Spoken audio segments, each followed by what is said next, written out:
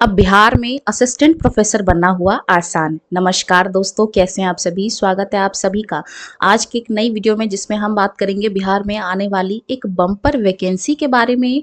Bihar assistant professor भर्ती परीक्षा 2026 के बारे में कई सारी इसमें जो है हम मुद्दों पे चर्चा करने वाले हैं इस वीडियो में। मैक्सिमम और मिनिमम जो एज लिमिट है वो कितनी रहने वाली है।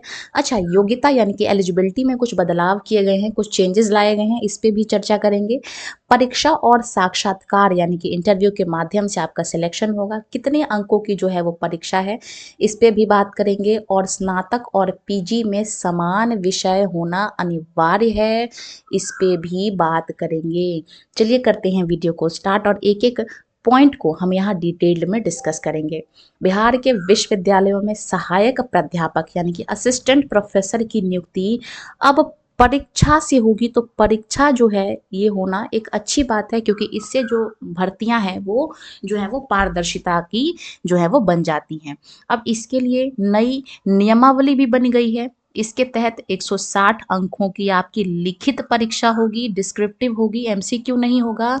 और 40 नंबर का आपका जो है वो इंटरव्यू होगा, यानी कि 160 नंबर का आपका रिटर्न पेपर होगा और 40 नंबर का साक्षात्कार, यानी कि कुल 200 अंक की परीक्षा होगी।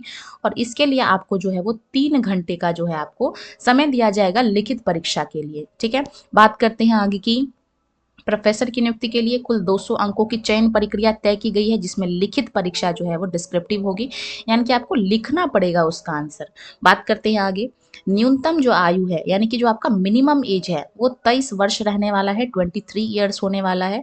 हालांकि एम कॉम मतलब मास्टर करते करते आपकी जो एज है वो 23 हो ही जाती है, मिनिमम होगा ये। और इसमें जो मैक्सिमम एज है वो 45 जो है वो डिसाइड किया गया है, यानी कि जो मैक्सिमम आपकी जो एज है वो 45 होने वाली है। तो यहाँ पे हमने चर्चा कर लिया मिनिमम और मैक्सिमम एज की। बात करेंगे आगे की।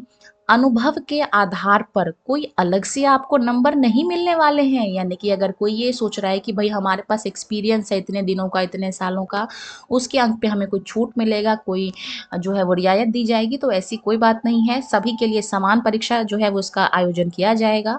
और अनुभव एक्सपीरियंस के बेस पे कोई आपको अलग से नंबर नहीं दिया जाएगा। इसके अलावा वो कैंडिडेट जो कि नेट, जेआरएफ और पीएचडी जैसी योग्यताएं करके बैठ गए थे और ये सोच लिया था कि भाई हमें इनके भी एडिशनल मार्क्स मिलेंगे, तो ये केवल और केवल पात्रता परीक्षा के रूप में माना जाएगा। जैसे कि आप टीचर बनने के लिए सीटेट मैंडेटरी है, वो मात्र एक परीक्षा, पात्रता परीक्षा है, वैसे ही अगर आप बिहार में असिस्टेंट प्रोफेसर बनना चाहते हैं तो यूजीसी द्वारा जो कंडक्ट कराया जाता है नेट या फिर जेआरएफ, या फिर अगर आप पीएचडी कहीं से परस्यू कर रहे हैं, तो ये केवल और केवल एक एलिजिबिलिटी जो है वो होने वाली है। इसके आधार पर भी आपको कोई एक्स्ट्रा नंबर नहीं मिलने वाला है या कोई प्रायोरिटी नहीं मिलने वाली है। बात करेंगे आगे की। बहाली प्रक्रिया बिहार राज्य विश्वविद्यालय सेवा आयोग के माध्यम से होगी।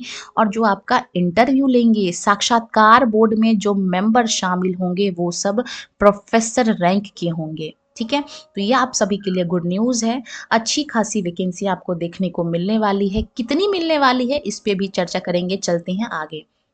सभी विषयों में 6000 से अधिक पदों पर नियुक्ति होनी है, यानी कि आपका जो वैकेंसी आने वाला है वो मिनिमम 6000 प्लस आने वाला है। इतनी कम से कम आपकी जो है वो भर्ती होगी ही, कराई ही जाएगी। तो बम्पर वैकेंसी है, अच्छी खासी अपॉर्चुनिटी है। वो कैंडिडेट जो कि इंतजार कर रहे हैं, बिहार में असिस्टेंट प्रोफेसर बनने का सपना देख रहे हैं, तो लो जी, आ चुका है। आप अभी से तैयारी में जुट जाएं, लग जाएं। बात करेंगे आगे की।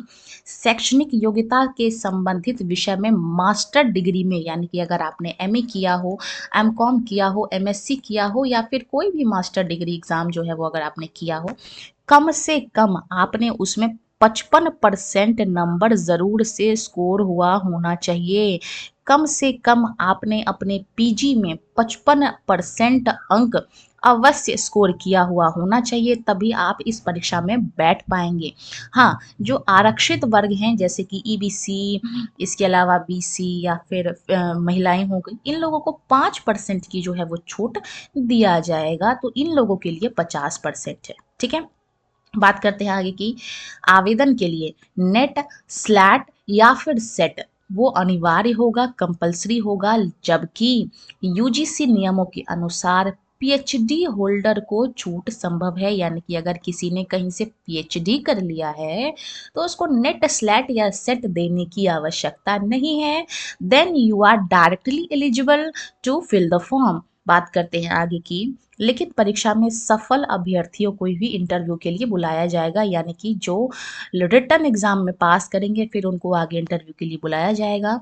लिखित परीक्षा जैसे कि मैंने आपको बताया 150 नंबर का होगा और उसके लिए आपको कुल 3 घंटे का समय दिया जाएगा। और जो न्यूनतम जो आपका जो कम से कम एज आपका जो स्कोर होना चाहिए, ठीक है, वो 50%, यानी कि 160 अंक की अगर परीक्षा है तो कम से कम आपने 50% जो है नंबर स्कोर किया हुआ होना चाहिए, तभी आप आगे फर्दर सिलेक्ट होंगे। बात करेंगे आगे की। एक और इम्पॉर्टेंट मुद्दा, जैसे कई लोग क्या करते हैं कि अपना ग्रेजुएशन कर लेते हैं किसी और सब्जेक्ट से और मास्टर कर लेते हैं किसी और सब्जेक्ट से। जैसे फॉर एग्जांपल किसी ने बीकॉम कर लिया हो ग्रेजुएशन लेवल पे और मास्टर लेवल पे उन्होंने एमए कर लिया हो, तो इस तरीके के जो सब्जेक्ट्स हैं वो लोग नहीं एलिजिबल होंगे। स्नातक व पीजी में समान विषय होना आवश्यक है, यानी कि जिस सब्जेक्ट से आपने ग्रेजुएशन किया हो, स्नातक किया हो, उसी सब्जेक्ट में आपका पीजी होना भी ज़रूरी है।